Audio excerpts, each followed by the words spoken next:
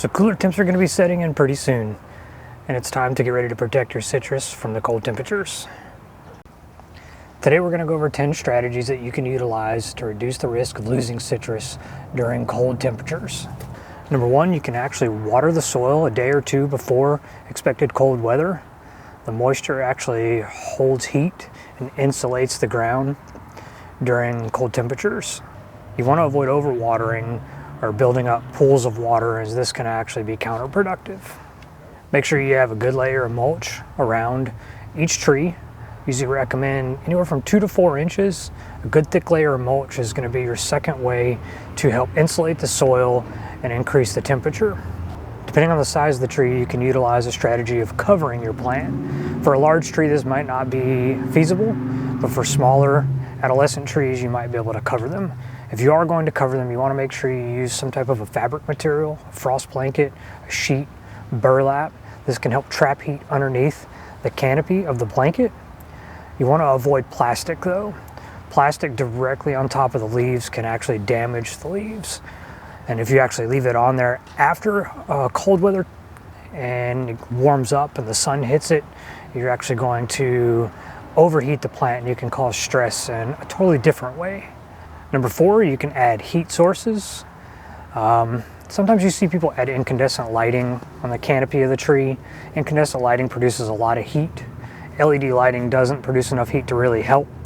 But if you are to choose this option, you want to be mindful and be safe and ensure that you're not causing any type of other hazard. Number 5, you can build some form of temporary structure around it. Quick example, you can add 3 to 4 stakes around the perimeter of a smaller tree, and you can wrap or staple plastic around it and insulate the interior around the trunk, ideally protecting the trunk more than the canopy. Number 6, sometimes we often see people want to prune this time of year. Make sure that you're not doing any pruning on your citrus in the winter months. That can make it susceptible to cold temperatures and stress far more. Number 7, want to focus on the trunk of the tree.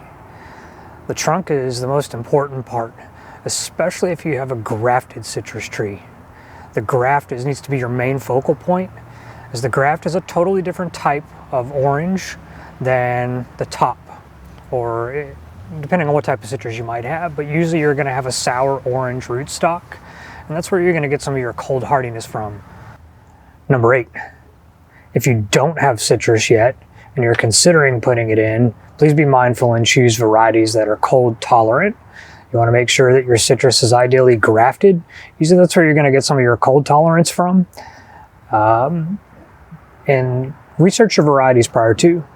The most cold tolerant varieties that we typically offer in our nursery are going to be Arctic Frost and Orange Frost. These can typically handle down to about 25 degrees Fahrenheit.